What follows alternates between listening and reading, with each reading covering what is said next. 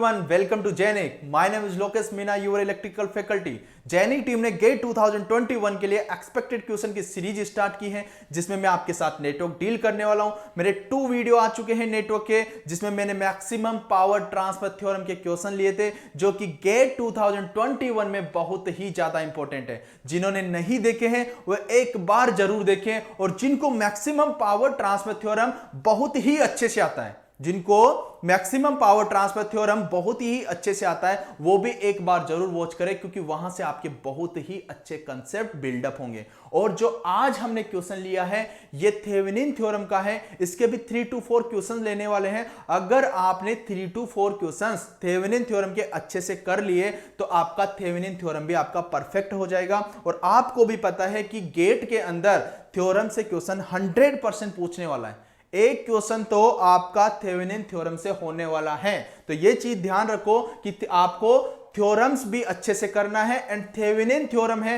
वो बहुत ही ज्यादा इंपॉर्टेंट है। ओके, तो विदाउट टाइम वेस्टिंग अपन इस क्वेश्चन को सोल्व करते हैं। देखो यहां पे ये क्वेश्चन आपको समझ में आ गया होगा, तो सबसे पहले 2 मिनट के लिए वीडियो पॉज करो और इसको सोल्व करो। ओके, फिर उसके बाद में इसका सॉल्यूशन देता हूं। देखो, find RTH across A and B. A and B के बीच में आपको आरटीएच फाइंड आउट करना है। तो थेवेनिन थ्योरम में आपको पता होगा कि केस 1, केस 2, केस 3 अगर आपने पढ़ा हो तो आपको पता होगा कि इनको उन्हीं के हिसाब से हमारे को डील करना होता है। अब आपको पता है कि यहां पे एक डिपेंडेंट सोर्स है, एक डिपेंडेंट सोर्स है, तो आप कैसे सोल्व करोगे इसको? तो सबसे पहले इसको सोल्व करने से पहले हम केस 1, केस 2, केस 3 हम जान लेते हैं। और आपको एक बात और बता देता हूं, अगर आपने इस क्वेश्चन को अच्छे से पढ़ लिया और अच्छे से मेरे साथ पूरा का पूरा वीडियो देखा तो आपको क्या होगा कि ये क्वेश्चन तो समझ में आएगा ही सही, एंड थ्योरम्स के अंदर आपको कभी प्रॉब्लम नहीं आएगा। ओके, तो विदाउट टाइम वेस्टिंग अपन केस 1, केस 2, केस 3 पहले समझ लेते हैं, उसके बाद इस क्वेश्चन को सोल्व करते हैं। ओके, देखो, केस 1, केस 2, केस 3। केस 1 के अंदर क्या है कि all sources are independent. Okay, all sources are independent, all sources are independent. जब भी आपको सारे के सारे सोर्स आर इंडिपेंडेंट मिले तो आप वहां पे क्या फाइंड आउट कर सकते हो? तो वहां पे ओनली VTH और RTH ही आप फाइंड आउट कर सकते हो। Okay, only VTH and RTH ही आप फाइंड आउट कर सकते हो। तो यहां से आप शॉर्ट सर्किट करंट ऐसे फाइंड आउट करोगे, VTH divided bye RTH। Okay, तो आपको पता चल गया कि यहां पे ओनली यही क्वांटिटी फाइंड आउट कर सकते हो, डायरेक्ट शॉर्ट सर्किट करंट आप फाइंड आउट नहीं कर सकते हो। ओके, तो यहां पे RTH क्या है? Thevenin resistance. VTH क्या है? ओपन सर्किट वोल्टेज, मतलब थेवेनिन वोल्टेज। ओके, केस 2 की बात करता हूं। केस 2 में एटलीस्ट 1 डिपेंडेंट सोर्स। अब ये डिपेंडेंट और इंडिपेंडेंट सोर्स क्या होते हैं? तो सबसे पहले तो मैं बता देता हूं कि ये जो वोल्टेज होता है प्लस माइनस, या इसको ऐसे भी आप लिखते हो प्लस माइनस। ओके, जो ये वोल्टेज सोर्स हैं या ये करंट सोर्स हैं, ये इंडिपेंडेंट सोर्स होते हैं। ओके, जो किसी पे डिपेंड नहीं करते हैं वो इंडिपेंडेंट सोर्स होते हैं। और अगर डिपेंडेंट सोर्स कौन से होते हैं? तो सबसे पहले ये आपको डिपेंडेंट सोर्स दिख रहा होगा, current control voltage source. Okay, current control voltage source. तो इस टाइप के जो होते हैं ये किसी दूसरे पे डिपेंड करते हैं, प्लस माइनस। एंड यहां पे मैं बोल देता हूं कि करंट कंट्रोल वोल्टेज सोर्स, मतलब इस करंट को ये वोल्टेज सोर्स कंट्रोल कर रहा है। ओके, इस करंट को ये वोल्टेज सोर्स कंट्रोल कर रहा है। अगर मैं ऐसे बना देता हूं डिपेंडेंट सोर्स और यहां पे लगा देता हूं केवी, ओके, तो मतलब इस वोल्टेज को कंट्रोल कौन कर रहा है? ये करंट सोर्स। तो ये होते हैं डिपेंडेंट सोर्स। अगर आपको एक भी डिपेंडेंट सोर्स दिख जाता है तो वो केस 2 हो जाता है। ओके, तो यहां पे 1 डिपेंडेंट सोर्स, तो उस कंडीशन पे आप डायरेक्टली VTH और शॉर्ट सर्किट करंट ही आप फाइंड आउट कर सकते हो। ओके, डायरेक्ट RTH आप फाइंड आउट नहीं कर सकते हो। तो ये दोनों चीजें आप यहां से फाइंड आउट कर सकते हो। तो इससे क्या होगा कि आप RTH equal to VTH divided by ISH, ऐसे RTH आप फाइंड आउट कर लोगे। तो ये तो हो गया केस 1, ये हो गया केस 2। अब हम बात करते हैं केस 3 की। तो यहां पे क्या होता है, ऑल सोर्स आर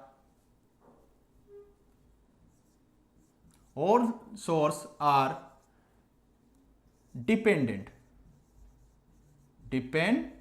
ओके, सारे के सारे सोर्स क्या है, डिपेंडेंट है। और उस कंडीशन में क्या होगा कि उस कंडीशन पे आपको या तो VTH को क्या मानना पड़ेगा, आपको 1 वोल्टेज। ओके, या तो VTH को 1 वोल्टेज मानो या शॉर्ट सर्किट करंट को आप 1 एम्पियर मानो।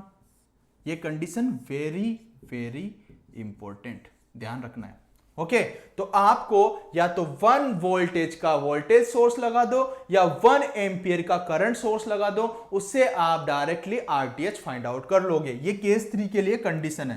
तो इससे RTH equals to VTH divided by ISH equals to VTH अगर मैं करंट सोर्स 1 एम्पियर मान लेता हूं, अगर करंट सोर्स आप 1 एम्पियर का करंट सोर्स लगा देते हो तो उस कंडीशन पे RTH equals to VTH divide by 1 equals to VTH। मतलब RTH किसके इक्वल हो जाएगा, VTH के इक्वल हो जाएगा। ओके, अगर मैं वोल्टेज सोर्स को क्या मान लेता हूं, 1 वोल्टेज सोर्स। ओके, 1 वोल्टेज का वोल्टेज सोर्स मैंने कनेक्टेड कर दिया है, तो उस कंडीशन पे आपके पास RTH कितना हो जाएगा, RTH equals to VTH divided by ISH, मतलब 1 अपॉन ISH। आपका जो थेवेनिन रेजिस्टेंस होगा वो 1 अपॉन शॉर्ट सर्किट करंट के इक्वल होगा। आप इससे भी फाइंड आउट कर सकते हो, इससे भी फाइंड आउट कर सकते हो। दोनों में आंसर में कोई चेंज नहीं आएगा। हम दोनों तरीके से इसको सोल्व करके देखेंगे। ओके, तो आप ये करो या ये करो, दोनों कंडीशन में आपका कंडीशन सेम है। ओके, आंसर आपका चेंज नहीं होगा। ओके, तो केस 1, केस 2, केस 3 हमने डील कर लिया है। अब देखो इस क्वेश्चन को हम डील करते हैं।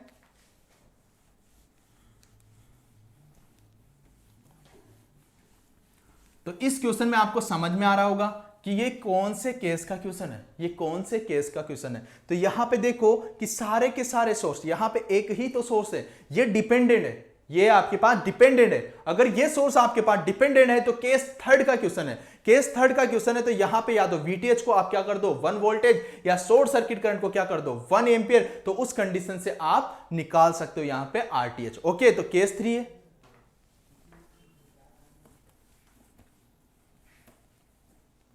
अब देखो सोल्व करते हैं हम।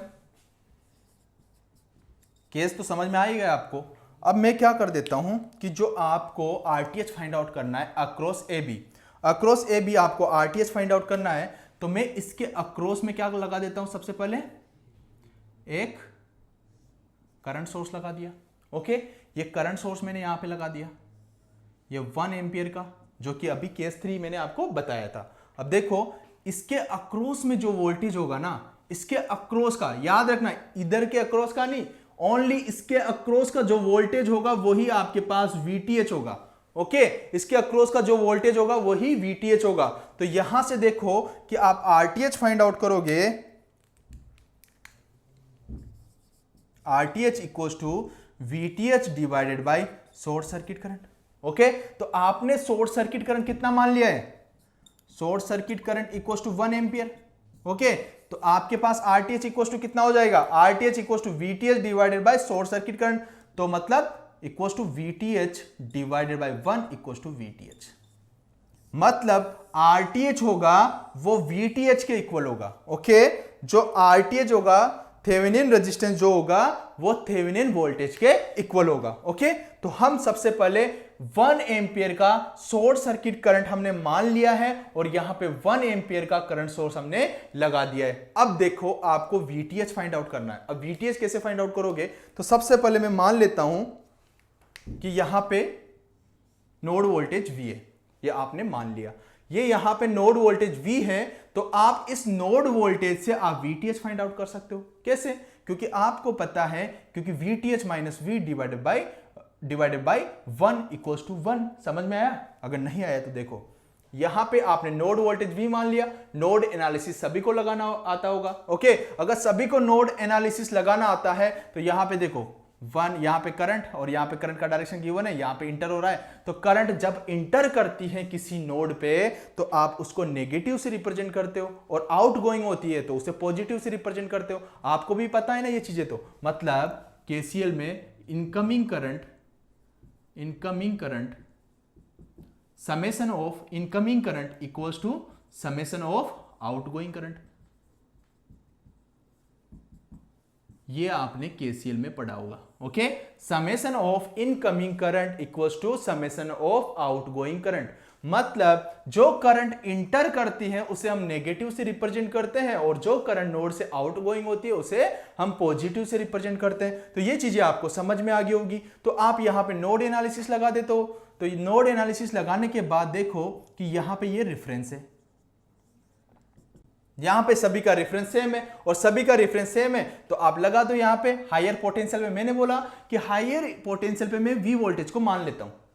आप इधर भी मान सकते हो या इधर भी मान सकते हो, किसी को भी आप हायर पोटेंशियल मान सकते हो। तो मैं क्या करता हूं कि V को हायर पोटेंशियल पे मान लेता हूं। ओके, मान तो सकते हैं ना कुछ भी। तो यहां पे देखो नोड एनालिसिस लगाओ, V माइनस, अब देखो ये करंट सोर्स नहीं है, ये इस करंट को कंट्रोल कर रहा है। ये प्लस और माइनस ही बताएगा कि ये वोल्टेज सोर्स है। ओके, अगर इसके अंदर ये एरो होता तो ये किसको बताता? ये करंट सोर्स को बताता।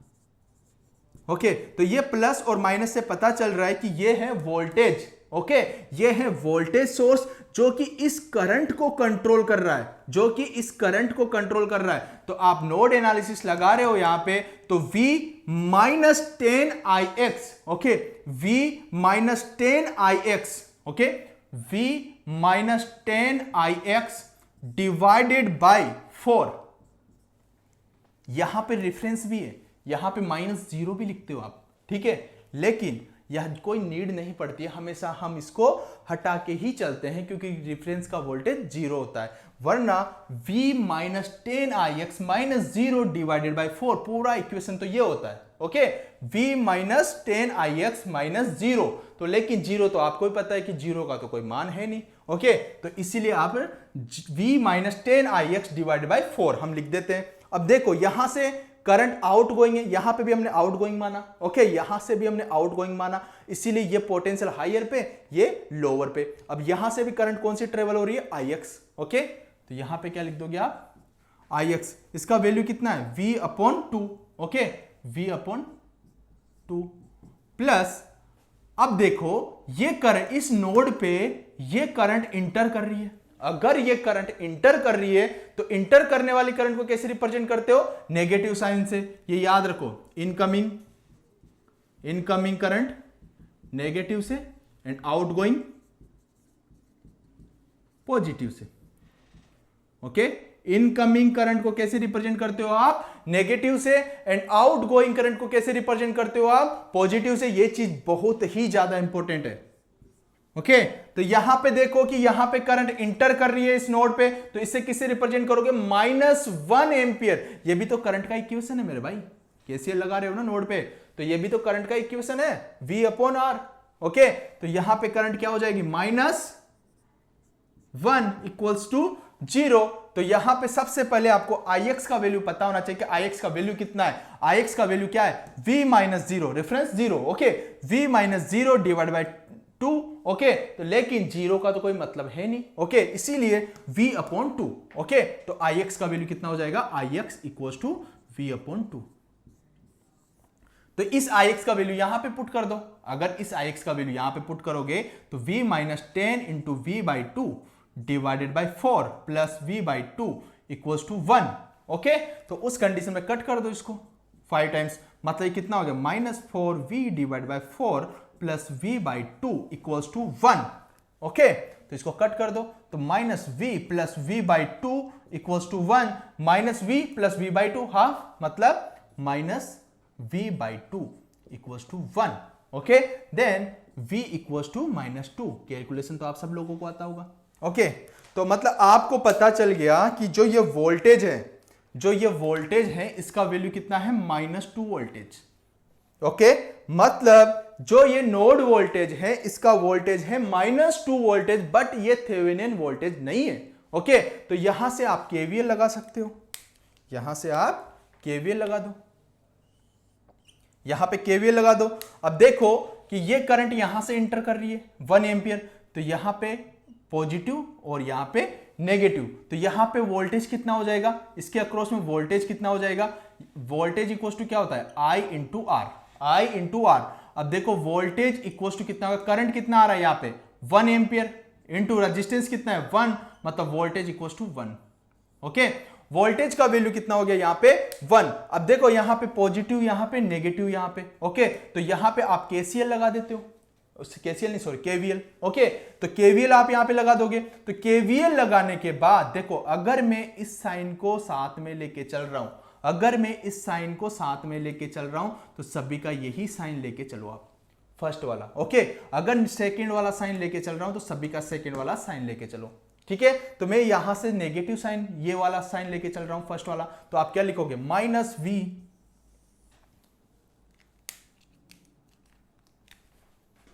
Minus VTH.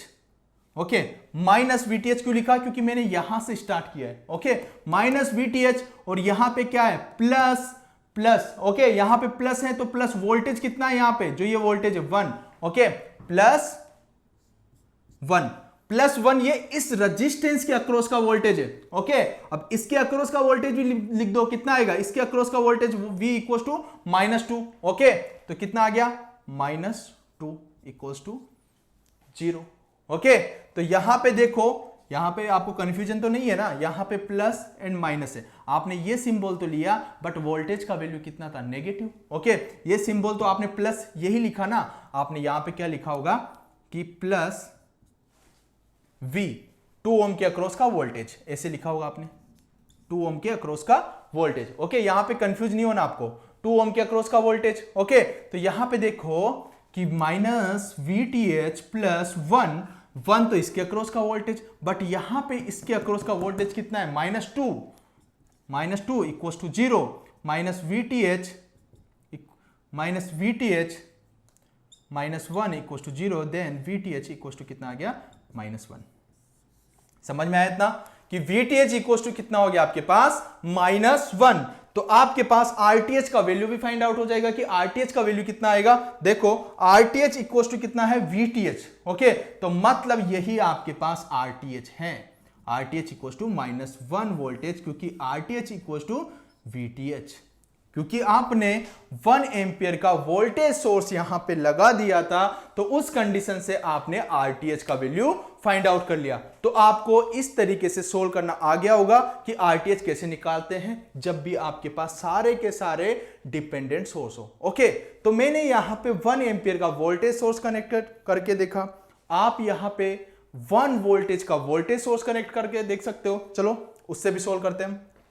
तो यहां पे ये आंसर याद रखना -1 ओम।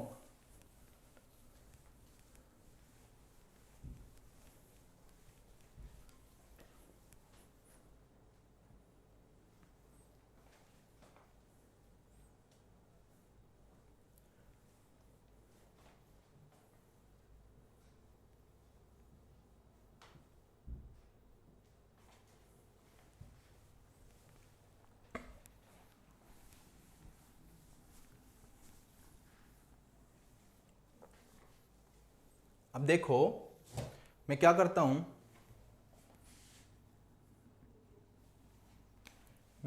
कि यहां पे वोल्टेज सोर्स लगा देता हूं। ओके, वोल्टेज सोर्स लगा दिया मैंने यहां पे।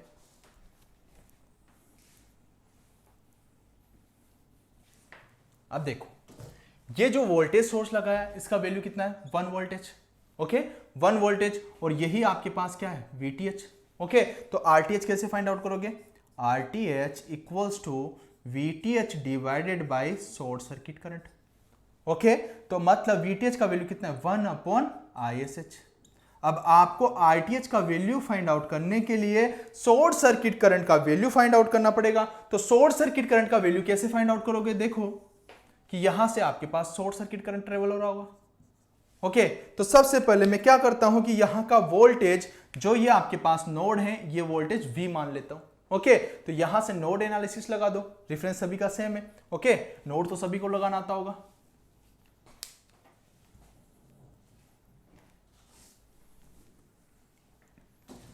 देखो v minus 10ix divided by 4, v minus 10ix divided by 4 plus v by 2 plus v by 2 plus v minus 1, okay, v minus 1 divided by 1, v minus 1 divided by 1, okay, equals to 0। Okay, अब ix का value निकाल दो कि ix का value कितना है, v divided by 2, ix equals to v divided by 2। Okay, तो अगर मैं यहां पे ix का वैल्यू पुट कर दूंगा, ix equals to v divided by 2, तो मतलब यहां पे कितना आ जाएगा आपके पास 5। ओके, यहां पे देखो ना, v डिवाइड बाई 2 पुट किया तो 2 से 10 कितनी टाइम्स कटा, 5 टाइम्स, तो यहां पे कितना हो जाएगा -5v। तो यहां पे डायरेक्टली लिख देता हूं मैं -5v। ओके, तो यहां पे देखो कि ये कितना हो गया इक्वेशन आपके पास, -4v divide by 4 plus v by 2 plus v minus 1 divide by 1 equals to 0। Okay, इससे ये भी कट हो जाएगा। ओके, तो मतलब -v plus v by 2 plus v minus 1 equals to 0। Okay, अब देखो -v प्लस v बाई 2 कितना होता है आपके पास, -v by 2, minus v by 2 plus v minus 1 equals to 0। तो यहां पे चेक करो कि आपके पास वोल्टेज का यहां पे भी कितना हो जाएगा आपके पास, v by 2। Okay, v by 2 minus 1, देखो -v बाई 2 प्लस v, तो मतलब positive v by 2 minus 1 equals to 0। Calculation तो सभी लोगों को आता होगा।